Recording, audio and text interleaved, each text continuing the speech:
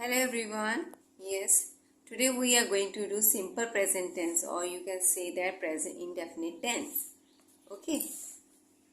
We are going to write here about rules. Rules में क्या होता है बच्चे? First form of the verb हम इस्तेमाल करते हैं. वर्ब्स की फॉर्म्स के बारे में जानते हो ना? Do, did, done, go, went, gone. तो गो और डू क्या है? First form of the verb है. इसका इस्तेमाल होना है इस टेंस के अंदर. और एस और ई एस का इस्तेमाल होना है इस टेंस के अंदर. लेकिन एस और ई एस लगेगी कहाँ पे, ये मैं आपको पहले से बता दूं.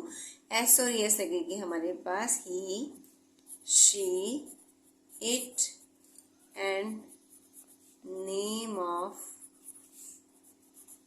एनीवन और एनी ऑब्जेक्ट. ठीक है बेटा. हम आमतौर पे जैसे वीडियोस में देखते रहते हैं या हमें स्कूलों में भी ऐसे ही पढ़ाया जाता है कि सिंपल प्रेजेंट टेंस का स्ट्रक्चर के बारे में समझा दिया जाता है. रूल्स में सब्जेक्ट है, first form of the verb है, ऑब्जेक्ट है प्लस फुल स्टॉप. तो ये आपका स्ट्रक्चर बन गया जी सिंपल प्रेजेंट टेंस का.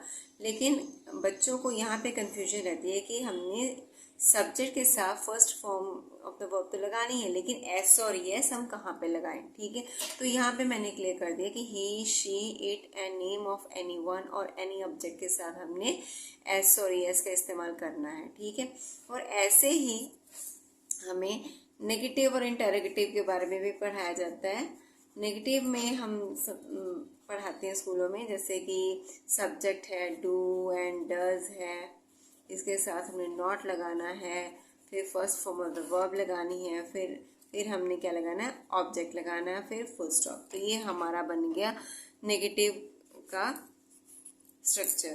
ठीक है, आगे हमारे पास इंटेरोगेटिव है. इंटेरोगेटिव सेंटेंस में, इंटेरोगेटिव जानते हो ना, जो प्रश्नवाचक वाक्य होते हैं. ठीक है, इसमें हमने देखा है कि डू और डज जो है वो पहले लगेंगे. ठीक है, डू और डज पहले लगेंगे, फिर उसके बाद सब्जेक्ट लगेगा, first form of the verb लगेगी, फिर ऑब्जेक्ट लगेगा, फिर क्वेश्चन मार्क लगेगा. तो लो जी, ये आपका हो गया रूल्स. पॉजिटिव सेंटेंस का, नेगेटिव सेंटेंस का और इंटरोगेटिव सेंटेंस के, ये हो गए रूल्स आपके पास. लेकिन हमने क्या करना है, हमने तो यहाँ पे क्लैरिटी लेके आनी है डू और डज कहाँ पे इस्तेमाल हो. हमने अब देखना है डू और डज. हमने पहले यहाँ पे बता दिया आपको कि डू और डज अपने एस और एस कहाँ पे लगेंगे, he, she, it and name of anyone और एनी ऑब्जेक्ट के साथ लगेंगे. अब नेम्स में तुम्हारे पास क्या आ गया, राम, श्याम, सीता, गीता, जगमोहन. और ऑब्जेक्ट में सन, मून, अर्थ. ठीक है, इस तरह से चीज़ें आ जाती हैं.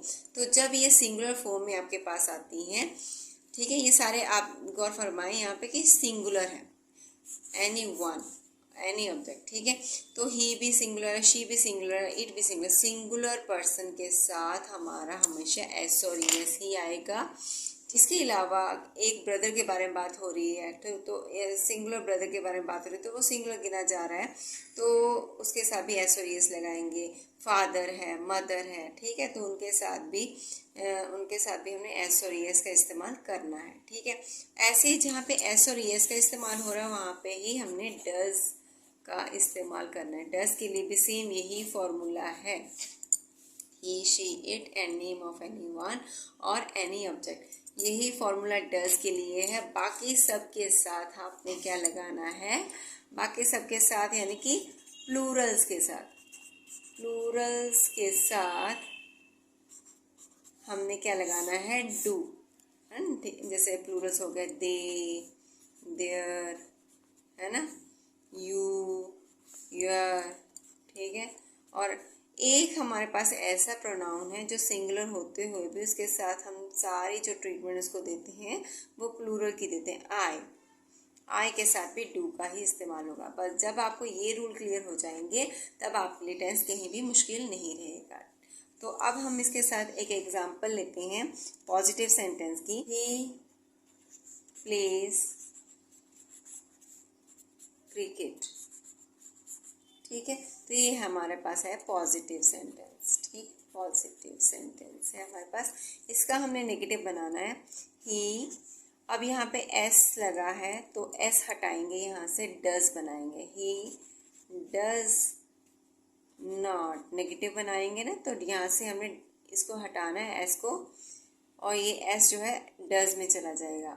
ही डज नॉट, अब ये सिंगुलर वर्ब बन जाएगी प्ले विदाउट एस, कहने का मतलब कि विदाउट एस प्ले को हम इस्तेमाल करेंगे। He does not play cricket. अब ये क्या बन गया आपके पास, नेगेटिव सेंटेंस। ठीक है, अब आपने बनाना इंटरोगेटिव। अब ये डज उठा के यहाँ पे लगाएंगे, डज ही प्ले क्रिकेट, तो ये बन गया आपका इंटरोगेटिव।